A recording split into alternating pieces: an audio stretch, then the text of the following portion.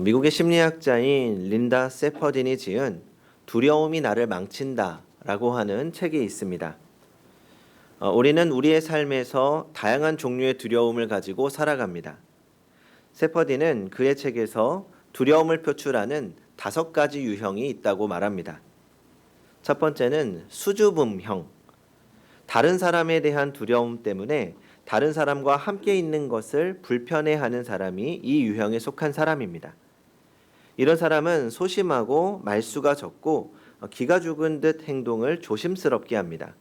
그리고 대인 관계에 대해서 굉장히 소극적입니다. 그리고 두 번째는 과다 경계형.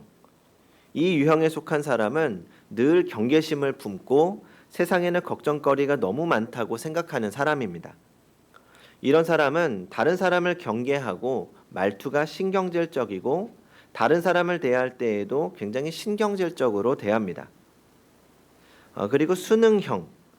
이 유형에 속한 사람은 다른 사람의 시선에 지나치게 신경을 쓰면서 매사에 결정을 쉽게 내리지 못합니다. 이런 사람은 매사에 확신이 없습니다. 자신감 없는 말투에 행동은 굉장히 조심스럽습니다.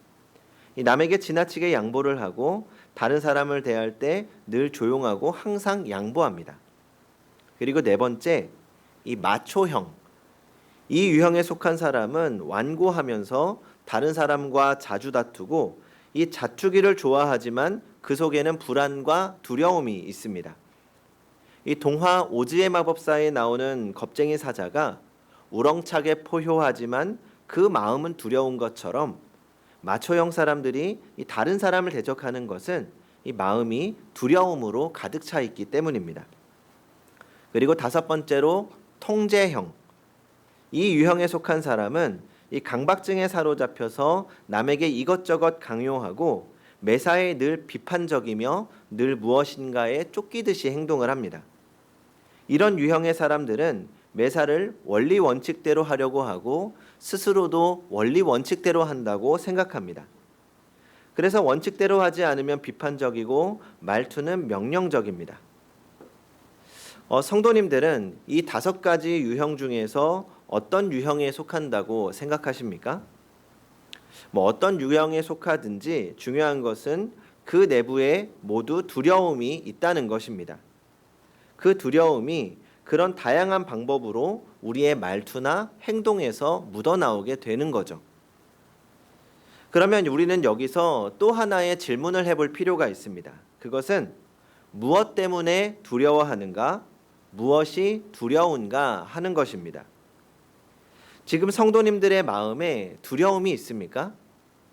나 스스로는 두려움이라고 인정하지 않지만 나도 모르는 내 안에 두려움이 있습니까? 그리고 무엇 때문에 그런 두려움이 있는 걸까요?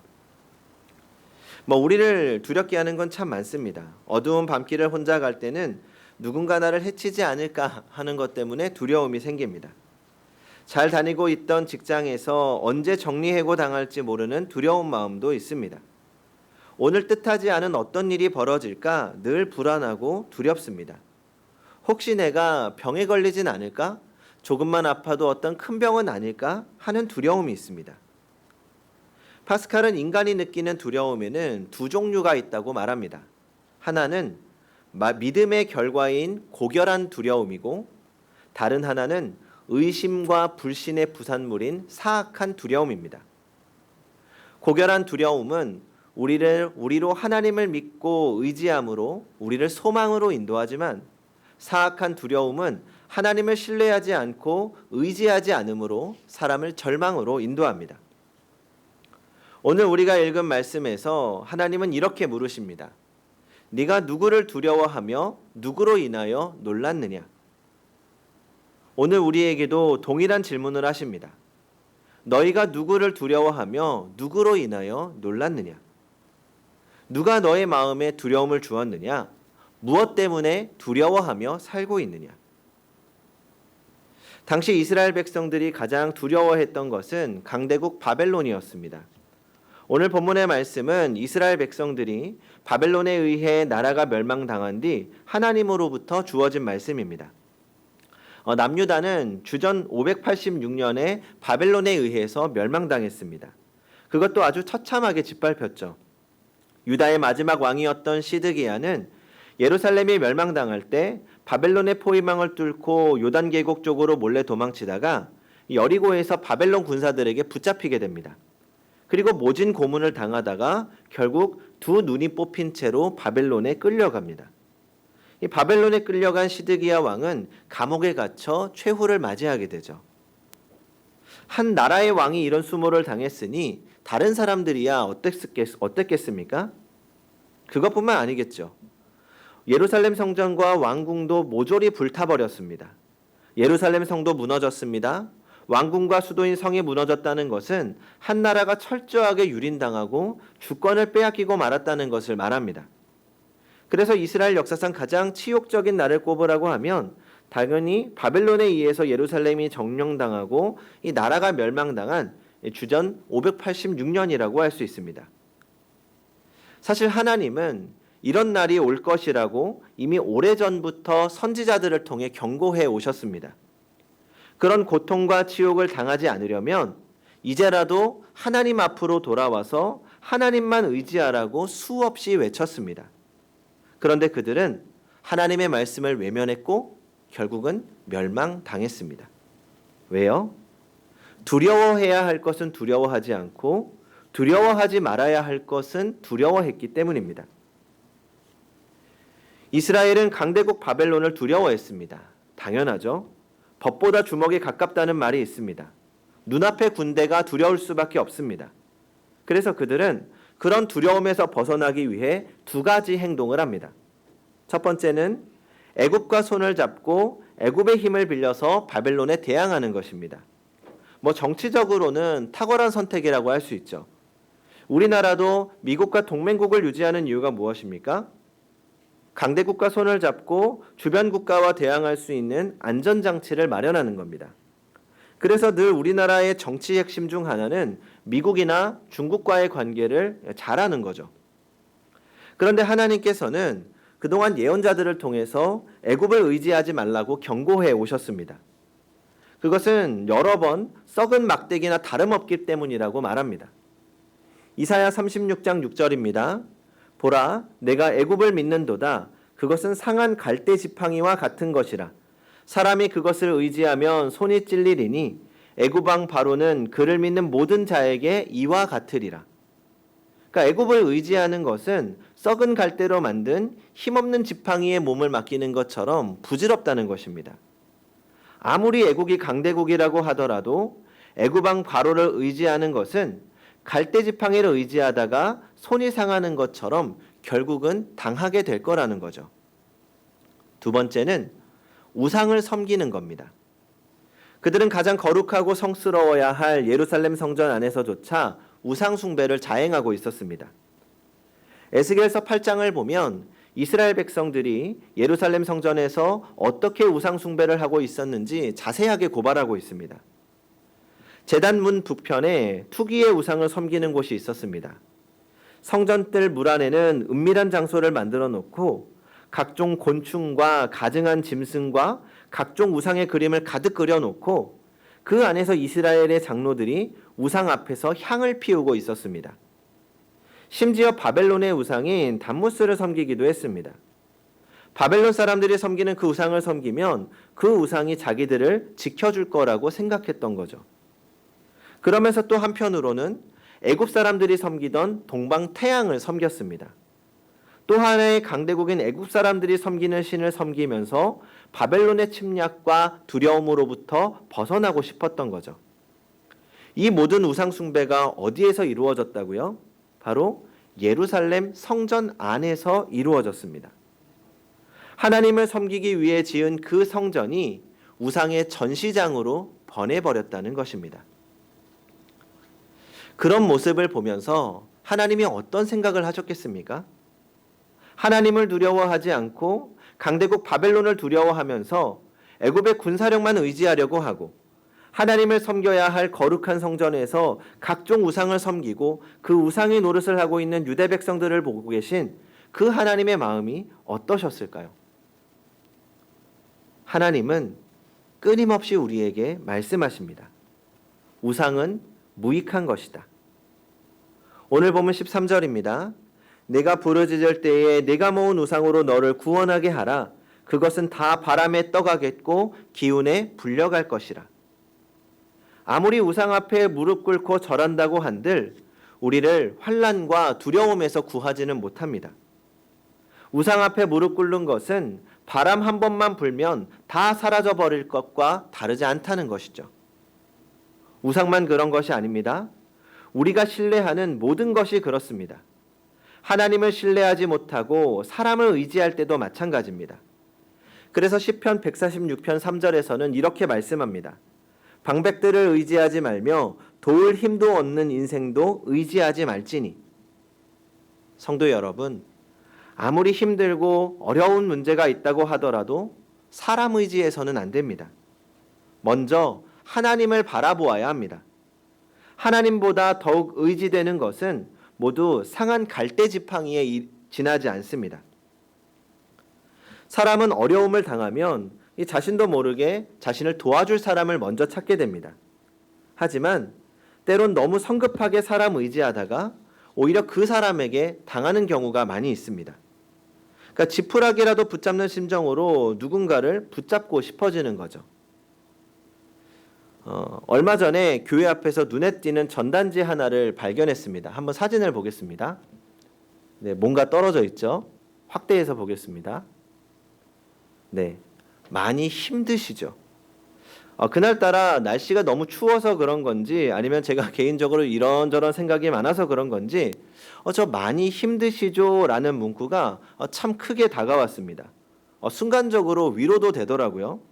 그러면서 누군가 건네는 따뜻한 한마디에 위로받을 수 있겠다. 나도 누군가에게 위로가 되는 그런 사람이 되면 좋겠다 하는 생각도 들었습니다. 그리고 정말 금전적으로 너무 힘든 사람들에게는 저 문구가 얼마나 달콤하게 다가올까.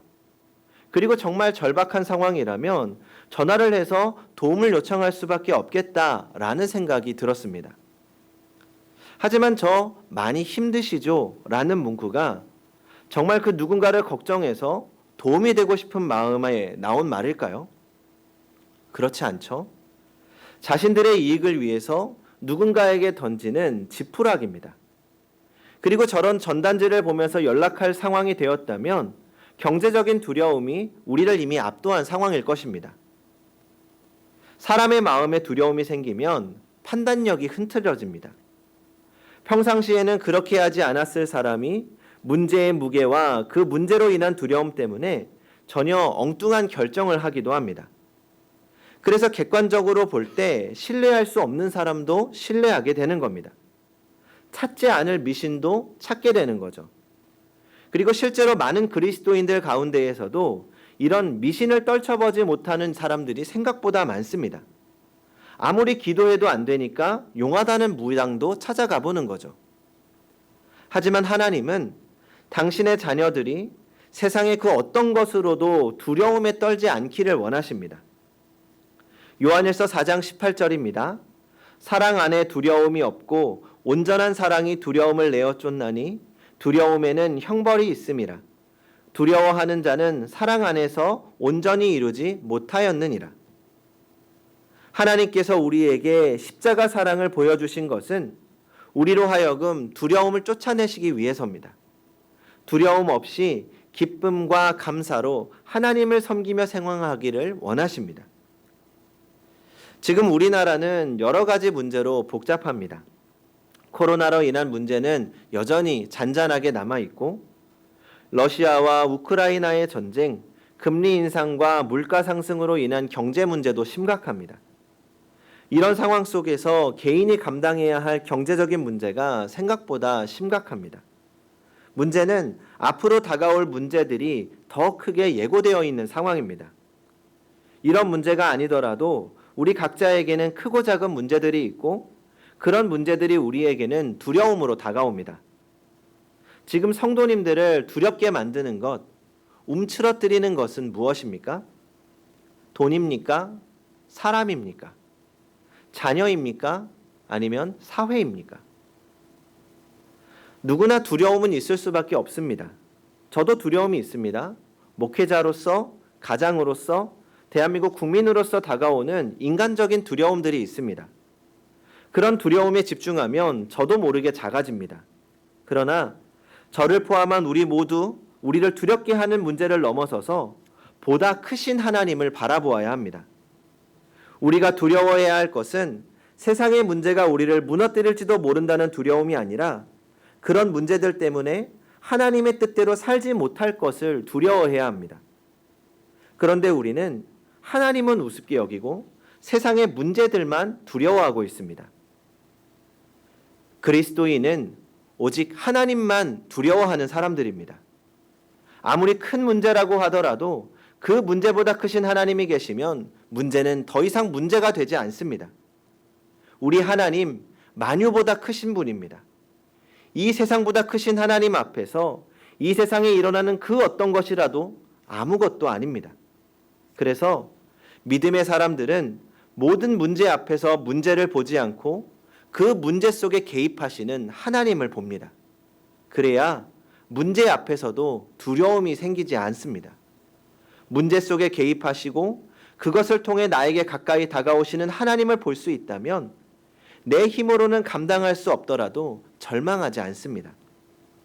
성도 여러분, 오직 하나님만 신뢰하시기 바랍니다. 하나님을 바라보시기 바랍니다.